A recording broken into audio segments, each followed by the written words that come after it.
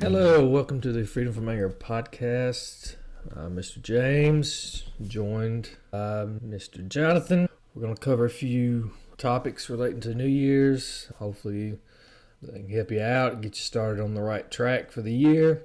I know at this time everybody's making New Year's resolutions, but we want to make sure that they are doable. And if we have some unrealistic expectations for ourselves, and that kind of leads us down the path of being upset, angry, in case we fall short. Yeah, I think that's the first important thing to realize is we have to set expectations and goals for ourselves that are, like they say, reasonable and attainable. They have to be realistic goals. I think you might have a large goal, but it's to break that up into smaller goals that you can meet along the way and give yourself credit for that as you go along. Yes, small obtainable goals. A lot of people trying to lose weight, they always buy the gym memberships at the beginning of the year. And now if not very flexible in my beliefs, hey, I'm going to lose 100 pounds in a month. And if I don't do that, then to heck with it. I'm not even going to try. More realistically would be, hey, I'm going to try to lose 10 pounds a month. That's doable. Yeah, and break them down into like each day too. Because you're going to have days where you're going to fall short. So you don't want to give up. I mean, a lot of people, they don't.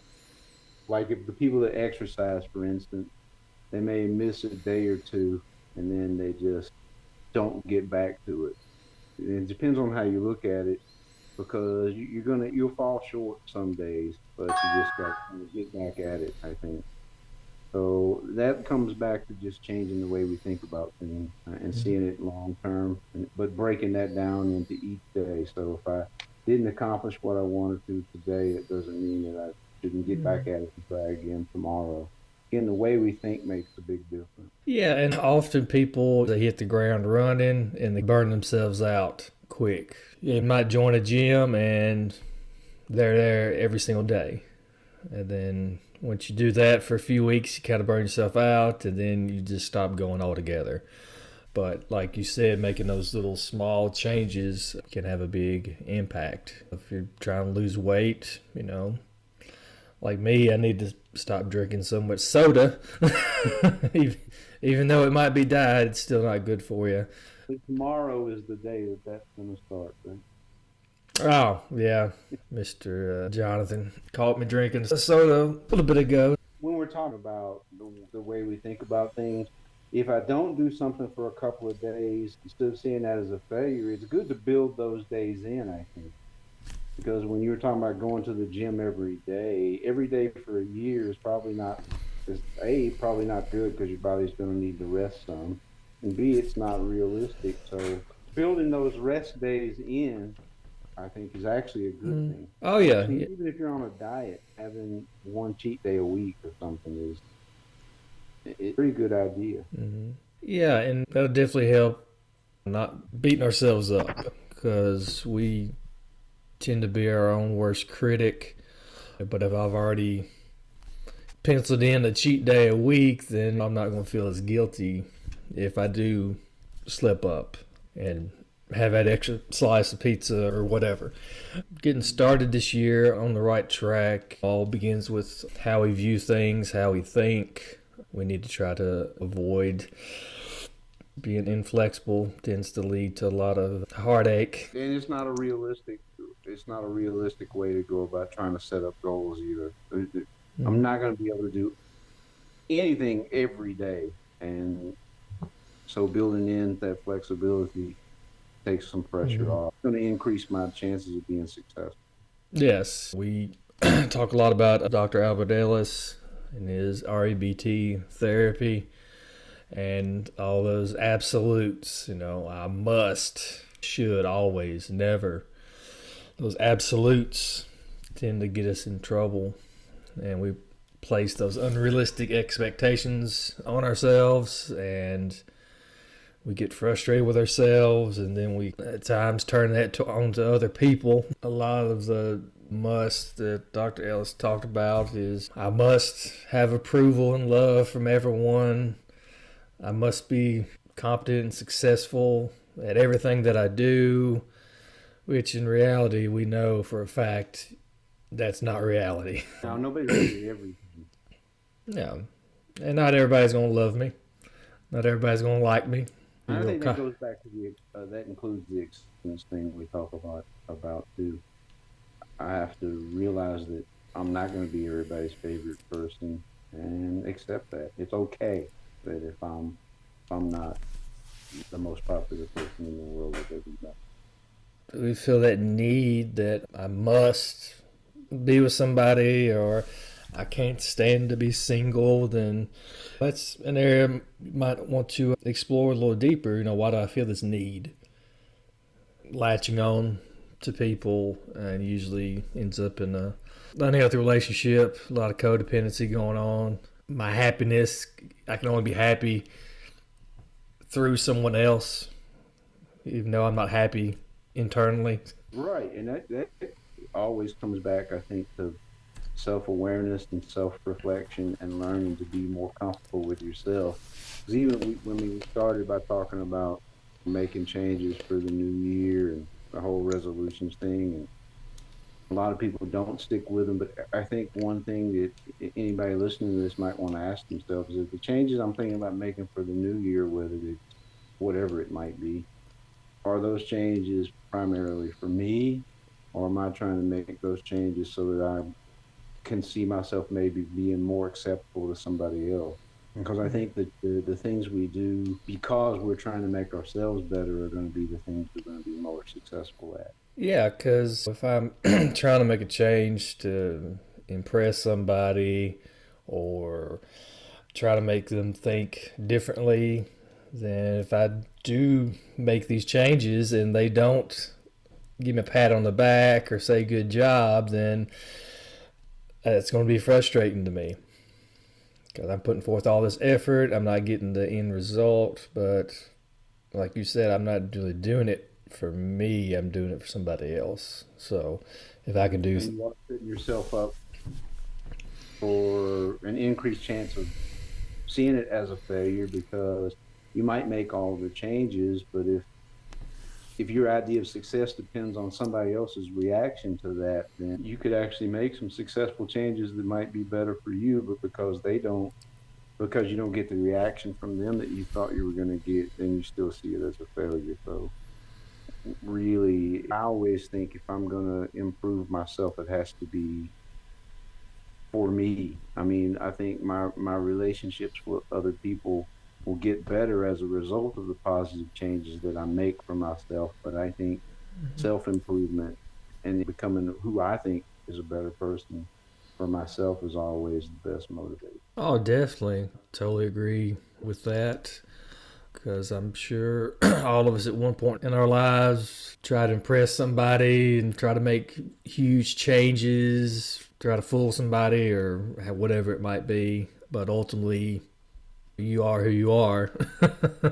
You can't be fake 24/7. Eventually, your true colors are going to show. So it's better to go ahead and if there's changes to be made, I need to do it for me, not for somebody else.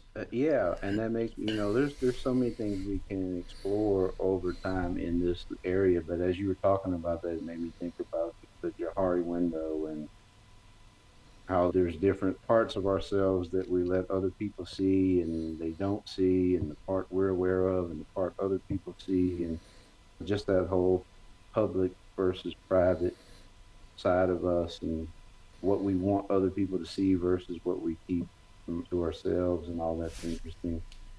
I think when we talk about this stuff, I'm like, man, if I'd have been more aware of this kind of stuff when I was younger, it would have saved me a lot of misery. Because I'm trying to fit in and I've got to do certain things. And as I've gotten older, I think that's one of the best things that I've earned in life over time and learned is it's more important what I know about myself than it is what somebody else thinks about me.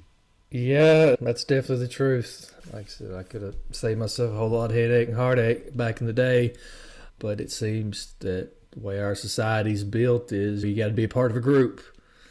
And if you're not a part of a group, then you're an outsider or you don't fit in. And so much of our teenage years and early 20s, we're just trying to find our way in the world and just trying to fit in somewhere. And we kind of lose sight of what's truly important is, okay, am I comfortable in my own skin? Can I step outside the box? Can I be different? Can I be an individual? Yeah, you're correct. And I think there's more, wow, there seems to be more social pressure to conform now than at any time I can think of in my life. It's like individuality is under attack almost in a lot of ways now. It's all about groupthink and not being an individual in a way. I think a lot of things that I see out there. We kind of live in a society where it seems like a lot of people are kind of really hesitant to rock the boat, to go against the norms. Not in a bad way, but I mean, just stand out and be individual, especially among younger people. There seems to be this almost anti-individualism in a lot of circles. Oh, yeah. Like you said, that group think. If you say something that the majority does not agree with, then it seems to be they go out of their way to try to force you to believe what they think. And if they can't do that, then they'll try to find a way to destroy you. Yes. So people are almost scared to say what they really feel and think. Yeah, and that's a potentially dangerous situation to be in. I have a lot of respect for people who have opinions different than mine just because they have the courage to speak those opinions. I think if we lose that freedom of thought and respect for differences of opinion and viewpoint, we're kind of on our way to losing the most important part of freedom.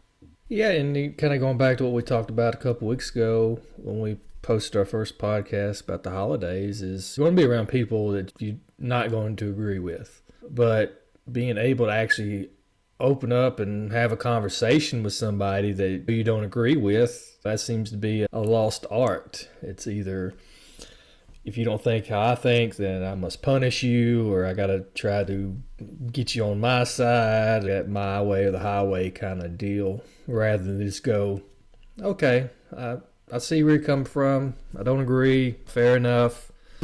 Agree to disagree. Yeah, I think that's hugely important because we couldn't do what we do for a living if we didn't believe in people's right to challenge other people's thoughts and to be able to think critically and view different points of view, because we wouldn't have any success. We try to teach people things that they might be able to use to change their life, but if everybody we taught was completely unopen to thinking anything different, we'd never have any success. So I think I have to believe in the importance of differences of opinion and willingness to accept and hear other people's points of view, because there'd be no way for us to do what we do if I didn't believe it. And once that's gone, then people won't make change.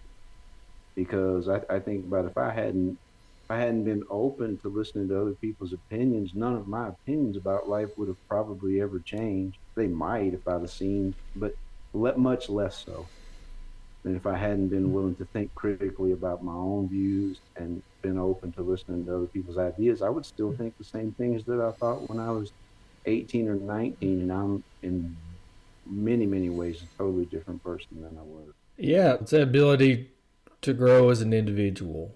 And like we always say to the people we work with, one of the hardest things in the world is to challenge the beliefs and values that we hold so dear. Because if I was taught this by my mom or dad or grandfather or grandmother, they can't be wrong. Well, maybe. So we really try to get people to, hey, is this working for me? Is this working for me in my life? Is this idea, is it outdated? Because as we grow as a society, views and values change. You take somebody from the 1800s and drop them in 2023, their view on things it's going to be different because it changes. But to get somebody to really question the stuff that they've been taught is very, very difficult, because they might actually been holding on to a belief that just does not work for them, but they just keep hanging on to it and never challenge it. Correct. And then you have, and I think that's kind of what we have going on is some people don't ever challenge what they were taught. And then we have some people who think that every idea that came before them is archaic and needs to be changed, and everything people used to do is wrong. And I think both of those points of view can be, I think sometimes you can be close minded on both sides of that to the point where maybe not everything people did in the past worked, but some of it did, or otherwise we wouldn't have got here and advanced as much as we did as a society. So I don't think you should throw away all the traditional values, but I think you should be willing to question the things you were taught as well. And I think some of what I see is kind of the opposite of that, sometimes on both sides. And I think we don't grow as individuals and as a society as a whole unless we're just more open than I see some people being. That's just my perspective. It seems like things have changed recently to the point where people are just not open to, I mean, it's my way and nobody else's, whether I want to change everything or whether I want to keep everything the way it used to be. I'm not, there's just a lot of people seem to be not open to other people's ideas. Yeah, you can definitely go to the extreme on both sides of that. But when we're working with clients, really trying to get them to figure out, we don't have all the answers. I don't know what works best for you. We're just here to educate and hopefully allow people to find their own answers. We want them to challenge some of the things that they believe, their values, so on and so forth. Because like you said earlier, if we were entirely inflexible and we teach class and, hey, this is the way it is, this is the only way it works, you're going to have a lot of resistance, a lot of pushback because everybody's life's different. Everybody's goals in life are different. And I don't know about you, but I'm sure you've worked with a bunch of people that their views and what they want out of life is totally different. But hey, what you find your happiness. Absolutely. I think we know each other well enough that I'm pretty sure we're on the same page about this, where we provide tools and we get people to think about their own views critically and make their own decisions about what works and what doesn't. You get people to try to question some of the things they've been taught, some of the things they believe, but it's for them to decide, hey, it's kind of like the thought testing and stuff that Ellis talks about. And you look at what you think about something or how you view something, and you ask the question, does this work for me or do I need to make a change? And they decide to keep what works for them and maybe change what doesn't. But it's not for me to decide what that is. Like you said, it's for them to make their own decisions about that. We just kind of give them guidance and tools and let them figure things out for themselves. And I like that about what we do because it's not for me to tell somebody else what to do. It's for them to figure it out. And I think that's why I like education, which is what we do, and the counseling that I do at other times, because it's based on the idea that the person has the ability to figure out their own direction in life. And we're just basically here to guide them a little bit and give them different directions they can go in and let them figure it out. Yes, and I wish I had a nickel for every time when doing alcohol and drug classes that day one somebody comes in there and they're like, tell me what I need to do to quit. What's the magic formula? And I always tell them, I was like, if I had a magic formula, then I'd be a millionaire. Yeah. I don't know what's going to work for you. You have to figure that out. And a lot of times they don't like that answer. No, they don't ever like that answer. You don't ever like that answer. When I was working on my master's in counseling and I was going to school and I was working with another guy on a different job, and he was like, I went to counseling, I went to couples counseling, and they didn't tell us anything about what we need to do. So I stopped going. I'm like, would you go for advice or did you go for counseling? Because they can give you advice, but if you go to a counselor that gives you a lot of advice, you probably want a new one. They're supposed to guide you. If you've got a good counselor, they're going to guide the person to let them make their own decision. If you're looking for somebody to tell you what to do, you can call anybody and they'll give you advice.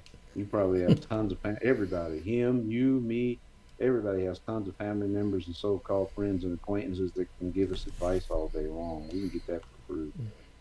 Yeah, everybody has an opinion, but usually what we resort to is I'm going to get my opinions from people that I know what they're going to say.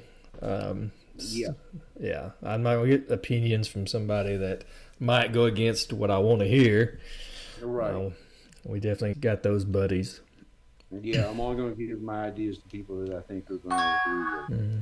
It's funny. A lot of times, try to get advice from people that we probably know we shouldn't be getting advice from them. So, get some advice on my marriage from a friend of mine that's never been married, or Right, I know always has toxic, unhealthy relationships. right. It's funny Or I how we get legal advice from somebody that's in the same jail that I'm in. yes. I see that one a lot, and I'm like, I don't know that I would. Yep, Of jailhouse course, I would go. lawyers. It's jailhouse lawyers and jailhouse preachers. Yep. Yeah. And the next time I see an inmate be successful representing themselves in court, it'll be the first time I've seen an inmate be successful representing themselves in court. So, Yeah, yeah, it's usually doesn't go well. So he's talking a lot about Ellis, and there's a quote of his that I use quite a bit, and he talks about there are three musts that hold us back. I must do well, you must treat me well, and the world must be easy. So I must do well. It's a good idea. I'd like to do well at everything, but reality is I'm not perfect. I'm gonna slip, gonna fall, gonna make New Year's resolutions, and I might hang on to them and complete them, and I might not. You must treat me well. Like we said earlier, not everybody's gonna like us. Not everybody is gonna treat us how we want to be treated. That's just part of life. And last one there, the world must be easy. If you've lived any time on this earth, we know that's not true. But when we have that mentality of, say, resolutions to lose weight, okay, losing weight's got to be easy. It must be easy. And we all know it's not. If you've ever dieted, it's not fun. Working out, getting in a routine, it's not fun. The first few weeks, you're going to be sore because your body's not used to all the physical activity. And then, and I think, for me, there have been periods of time when I've worked out regularly and then don't stick with it for whatever reason most of the time. And recently, it's been actually physical stuff and back issues and just getting older. So, but when you get in a role, when I know when I'm on a roll and I'm working out or whatever, I don't ever see it as fun, to be honest. I think I stopped with the expectation it was going to be anything fun. I just see it as necessary when I'm doing it. So I think the expectation kind of changed where if I'm expecting pretty much anything that I'm going to have an improvement from or see positive benefit is going to seem a lot like work most of the time, whether it's working toward another certification or a license or going back to school or losing weight or trying to get back in shape or trying to put myself on a stricter schedule. Most of what's involved with changing those behaviors probably not going to be fun. So again, it goes back to life must be easy and life must always be enjoyable. Nah, it's not going to be. I have to believe in the benefits that I'm going to get from it are going to be worth the work that I'm going to have to put in. yeah, I can't remember how many times you have to do something for it to become a habit. Do you remember that? Yeah, I don't remember the exact number. I bet somebody listening to this probably knows the exact number. Well, I know that's how AA and NA work. That's why they say do 90 meetings in 90 days, because by the time you've done it for that long, then it becomes a habit. Let's go to good old Google. It always has answers. Let's see here. On average, it takes more than 2 months before a new behavior becomes automatic. 66 days is the first thing that popped up. So I'd say it sounds about right. A little over 2 months. Okay. Well, alrighty. Well, I think we're going to go ahead and wrap it up. Do you have any more advice for people out there? Get 2023 started off on the right foot? No, but I have some things that I want to work on for myself, so maybe I'll gain some more wisdom that I can share with people if I find things that are successful for me. But it's I think what anybody that tunes into this is going to hear is we're going to constantly be talking about the importance of how you think and how you view things, because that's the thing you always have control over. And realistic expectations, all this stuff is going to keep coming up, because really your mind is either your biggest ally or your biggest enemy, and so you have control over that. That's pretty much the only thing we have control over. But all right, so hope everybody has a good New Year's Day. Get started off on the right foot. Feel free to visit our website, freedomanger.com. Shoot me an email if you have a topic you want us to cover. I'm sure we can accommodate that. Like I said, we're very new at this, so hopefully the people find it and listen to it. Hopefully they enjoy it. And that's all I can think of. All right. All right. Until next time. Till next time, Happy New Year.